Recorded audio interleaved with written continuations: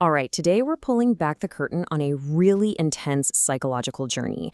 It's a story of transformation. We're going to follow a traveler as he breaks free from a hollow, superficial world, confronts the absolute darkest parts of himself, and ultimately undergoes this incredible rebirth. So, right off the bat, you know this isn't going to be a walk in the park. The journey begins with a descent, not just into a physical place, but deep into the subconscious.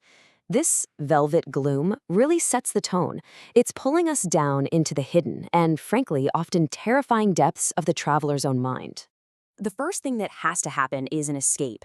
Our traveler has to completely leave behind what the source material calls the city of glass. You can think of this place as a world built on fake societal expectations, and he's trading it all in for a much harsher but way more authentic reality. And you can really see the two worlds clash right here. The city of glass, it's all about appearances, right? Masks, wax fruit, an architecture of convenience. It's easy, but it's empty. And the psyche's basement? Well, that's raw. It's real. It's filled with gloom, frost, and these jagged stone trees of trauma. What he's doing is choosing a difficult truth over a comfortable lie. This descent into what's called the uncanny valley is, absolutely terrifying, but it's essential. This is the place where the old self, the one that was built to survive in the city of glass, it just has to fall apart. This dissolution is the crucial first step for any kind of real, profound change to even begin. And that brings us to the first major stage of this whole process. After shedding that old, fragile identity, the traveler becomes something else. He embodies what the philosopher Nietzsche called the camel, a spirit that doesn't run from its past, but willingly bears the full, crushing weight of its own history and its own truth. So, what exactly is this camel spirit? Well, think of it as a beast of burden, but one that chooses its load. It willingly carries the heavy reality of all those repressed memories, all that trauma. It's a symbol of pure endurance, and really, the courage it takes to look at the unfiltered reality of who you are. And what is this burden exactly? Well, it's not just one thing. It's the cold, industrial weight of the truth, the uncomfortable, ignoble knowledge of his past actions, even his own identity, which is seen as just a static disturbance. He's basically carrying the sum total of his authentic self, with zero illusions. Okay, so just as the camel finally accepts this immense weight, something else enters the picture, and this is the central conflict of the entire story, the arrival of the Red Spectre. This is a terrifying figure that shows up not to help, but to pass a final, nihilistic judgment on the self. And you've got to understand this Red Spectre is no savior. Not at all. It's called the High Judge of the Void. It represents that cold, clinical, logical part of our own psyche, the superego, that basically argues for erasing the self completely, for returning to a state of nothing. And its proposal is just chilling. It's framed as this generous offer, the crimson gift.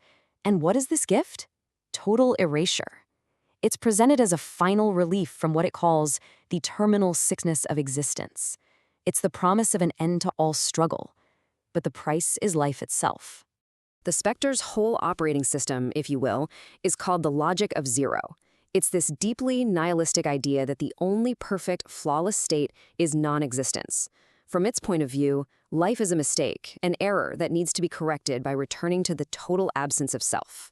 And this is where the two forces go head-to-head. For the camel, all those fractured mirrors of the past are carried with dignity. They're the raw material for a future sovereign triumph. But for the Spectre, those exact same pieces are just a sickness that needs to be erased, returned to the quiet unity of the dark. So the question becomes, is your past something you build on, or is it an error you need to delete? And this is the climax. The passive, burden-bearing spirit, the camel, has to transform into something much, much more powerful to fight this logic of the void. It has to find the will to fight back. So this is it, the moment of truth. The ebony clock strikes an impossible 13th hour. The Spectre delivers its final verdict.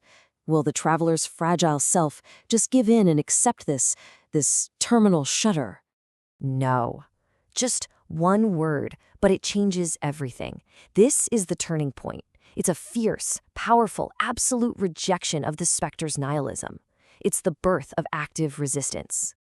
And in that single moment of saying no, the spirit transfigures. The patient camel, the one that could only endure its burden, becomes the predatory lion. The lion is a creator, and by roaring no and slaying the spirit that always negates, it creates its own freedom to define its own values. And now, after this incredible victory, the entire perspective shifts. Let's step into the traveler's shoes for a moment and hear about the final stage of this journey. In his own words, as he is reborn. From where I'm standing now, I can see the whole journey was a necessary 3-step process. First, as the camel, I carried the weight of everything society told me, thou shalt. Then, as the lion, I fought for and seized my own freedom, declaring I will. And now I am the child, a completely new beginning, a sacred yes to all of life. You know, I finally understand that the goal was never to destroy my past. Those stone trees of my trauma, the very things the specter wanted me to erase, they weren't shattered. Instead, they were transfigured. They actually became the dark, rich soil, the very foundation for a new, stronger, and more whole life. I emerged from that valley, but I wasn't a citizen of the Glass City anymore, and I wasn't a beast of burden either. I became what you might call a holy fool, a sovereign of the soil. I am the living proof of this truth, that nothing truly dies where one chooses to grow. So, the question I want to leave you with is this. What jagged stone trees are standing in your own inner world? What parts of your past, what traumas, are not a sickness to be erased, but are actually the raw material waiting to become the foundation of your own sovereign triumph?